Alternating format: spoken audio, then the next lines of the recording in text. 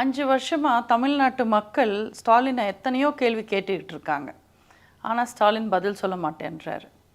மக்கள் கேட்குற எல்லா கேள்விக்கும் நிதி இருக்குது ஆனால் இல்லை அப்படின்ற மாதிரியே பதில் சொல்கிறார். உதாரணத்துக்கு கார் ரேஸ் நடத்துறதுக்கு நிதி இருக்குது, ஆனால் தூய்மை பணியாளர்கள் பணி நிரந்தரம் செய்ய நிதி இல்லை. அப்பாவோட எழுதாத பேனாவுக்கு கடலில் சிலை வைக்கிறதுக்கு நிதி இருக்குது, ஆனால் கல்வி கடன் தள்ளுபடி செய்கிறதுக்கு நிதி இல்லை.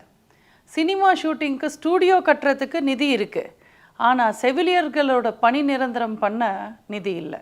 கள்ளச்சாராயம் குடித்து செத்தவங்களுக்கு 10 லட்சம் கொடுக்கறதுக்கு நிதி இருக்குது, ஆனால் மருத்துவர்களுக்கு சம்பளம் உயர்த்தி கொடுக்கறதுக்கு நிதி இல்லை. கருணாநிதி பேரில் பூங்கா கட்டுவாங்க, லைப்ரரி கட்டுவாங்க, அதுக்கெல்லாம் நிதி இருக்குது, ஆனால் விவசாயிகளோட கடன் தள்ளுபடி செய்ய நிதி இல்லை.